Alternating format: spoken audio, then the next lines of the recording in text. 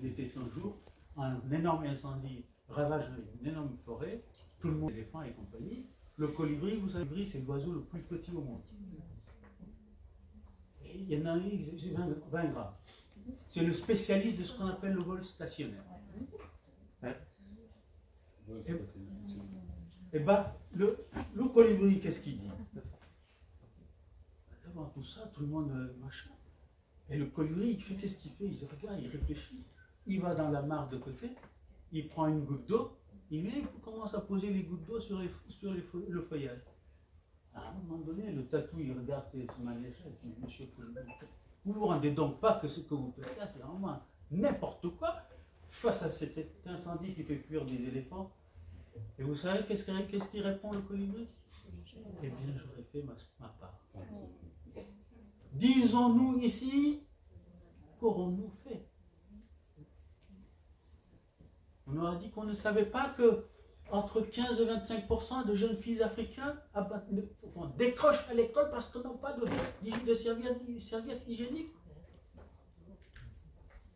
On ne croit pas dire ça. On le sait. Hélas, on le sait. Est-ce qu'on pourra dire qu'on ne sait pas que au moment où on parle, 263 millions de jeunes Africains ne sont pas allés à l'école? Et que si vous allez à Kayar, parce que je vais vous parler de Kayar, longez là le rivage de l'océan, vous allez voir des monticules. Posez la question, c'est quoi ces monticules? Ce sont des jeunes hommes qui auraient pu être nos enfants, nos frères, et des jeunes dames, des fois, hélas. On a même trouvé un enfant mort de, chez lui, il ne fait même pas 2 ans, avec sa maman, tentant de traverser la Méditerranée. C'est ça aujourd'hui le monde du 2023. Ce monde-là, on peut le changer. Pour ne pas le changer, peut-être. Mais sachez, je vais citer après, j'arrête avec les citations des études un peu plus fortes, mais qui renseignent quand même. Il y a une étude qui dit, de toute notre vie, on aura serré la paluche à 10 000 personnes dans le monde. 10 000. Vous savez combien on en impacte parmi les 10 000? 10. Déterminisme social. Pierre Bourdieu. Que se passe-t-il? Si je sais ça, eh ben je décide de... Parce que ça veut dire quoi? Si je suis voleur, si je suis sais pas quoi, eh bien il faut que je sache que de toute ma vie, je vais être impacté. Quelqu'un va dire, ah ben non, monsieur, il vole bien, je vais essayer de voler. Eh ben, il y en a 10. Eh ben, si je sais ça, eh ben, je vais faire en sorte que mon leg, et je fais référence volontairement à quelqu'un, The Legacy. Hope. Obama a écrit un livre qui est intitulé Hope, Espoir, dans lequel il parle de legacy, héritage. Ce n'est pas l'héritage matériel. Je sais qu'il y a beaucoup de croyants dans la salle, volontairement. Je vous dis la chose suivante. Une autre étude qui pose la question, combien d'hommes sont passés sur Terre depuis qu'on existe, depuis que l'humanité existe, depuis Sapiens?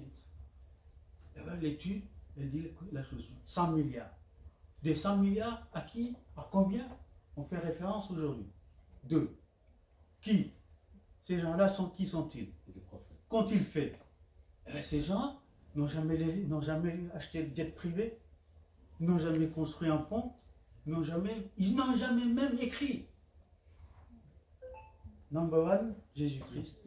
Number 2, Mohammed. Pourquoi?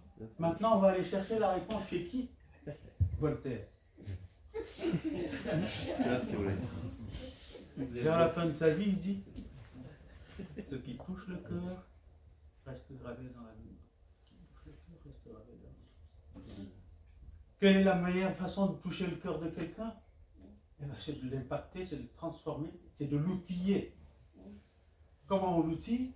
En lui donnant des formations, en lui donnant du savoir, l'accès au savoir, l'accès à la santé, l'accès à la nourriture. Ça devrait être...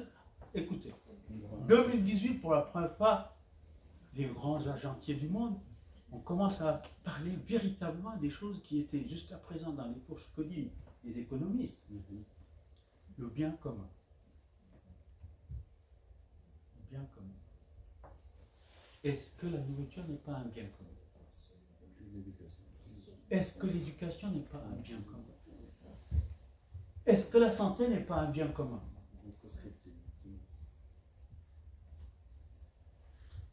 C'est ça la question qui nous est posée.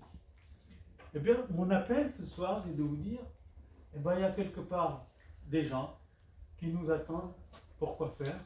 Eh bien, moi, je vous propose qu'on vous fasse, et c'est le propre de cette université-là, 5 points. 5 points. Ces 5 points, écoutez, quelqu'un a posé, Maria Tcham, la question de l'inclusion.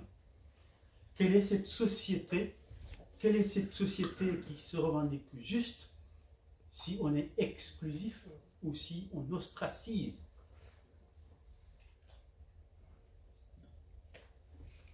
Banque mondiale, 2018, une étude. Vous savez quoi? Dans le monde, maintenant, je provoque le monde entier. La question était de savoir, les deux genres, les deux hommes-femmes, quel est notre apport dans la production de la richesse mondiale? Je pense que Oxfam vous alimente souvent de ces statistiques-là. En tout cas, celle que je voulais partager avec vous, c'est que vous avez tout un tas d'activités dans le monde qui sont considérées comme des activités non productives de la richesse. Alors même qu'elles convergent, elles constituent le socle de ce qui fait le fondement de nos sociétés, c'est les familles. Le fondement de nos sociétés, c'est les familles. Et bien sachez qu'elle dit la chose suivante. La femme, elle contribue à la production de la richesse mondiale à hauteur de 32%. Lorsque les gens ont dit quand même, c'est 52% de la population mondiale, comment est-ce qu'elle a contribué seulement à hauteur de 32%? Et ben on a dit, vous savez quoi, les agrégats, qu'est-ce qu'ils disent? Si avec mon épouse, je prends quelqu'un pour emmener les enfants à l'école, ça s'appelle l'économie productive de la richesse. Si c'est ma femme ou moi qui le fais, c'est pas productif de la richesse. Et bien quand on a corrigé tout ça, on s'est rendu compte que la femme, en fait, elle apporte à beaucoup plus que ça. C'est presque 50 ans. Revenons en Afrique. Sincèrement, sachez que le fait d'avoir ostracisé la femme, c'est-à-dire qu'elle ne soit pas dans ces agrégats de production de la richesse, elle a été évaluée par la Banque mondiale entre 112 et 152 000 dollars par an. Par an. 6 500 € par mois, on devrait la payer. 6 500 € par mois, on devrait la payer. La femme à domicile. C'est tout. Je ne vous raconte pas des bobards. C'est parce qu'on a mangé qu'on souhaitait, docteur et moi, pour vous dire, on va vous interpeller pour vous dire qu'on vous parle avec nos tripes. Eh bien, aujourd'hui, c'est pour ça que je citais docteur tout à l'heure, parce que ces choses-là, quand je parlais de la culture de la pensée stratégique, eh bien, 1946, Albert Einstein, aux États-Unis, dit la chose suivante. Donner l'exemple n'est pas le principal moyen d'influencer les autres, c'est le seul moyen.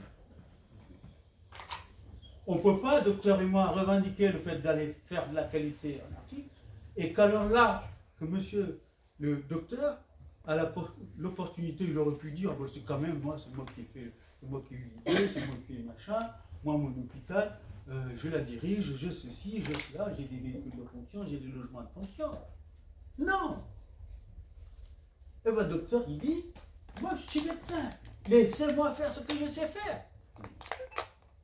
Et il t'a donné de l'exemple. Voilà, entre autres choses, qui font que, docteur, je crois en toi. Encore une fois, je vais le citer. Luther King, il a dit, parmi les critères de réussite, c'est celui qui a su aller sur la montagne et revenir chercher beaucoup d'autres gens pour les amener vers la montagne. How to go to the mountain top. Eh bien, si ça c'est pas, moi, sincèrement, chapeau docteur, et chapeau à tout ce que je vous dis là.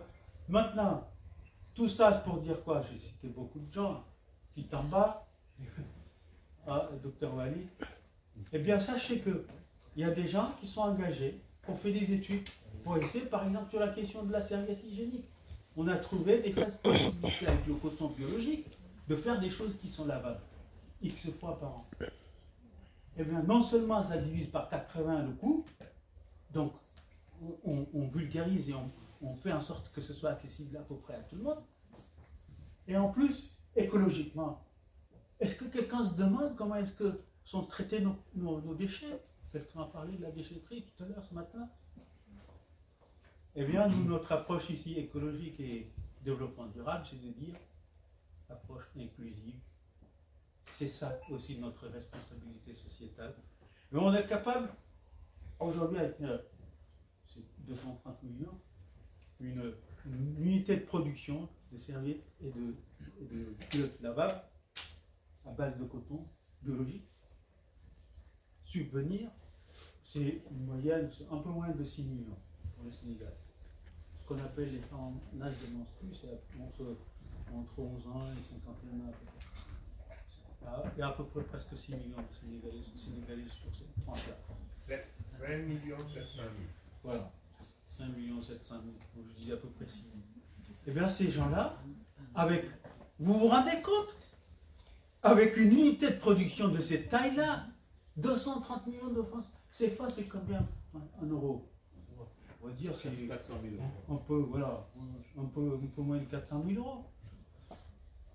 C'est quoi le problème du monde?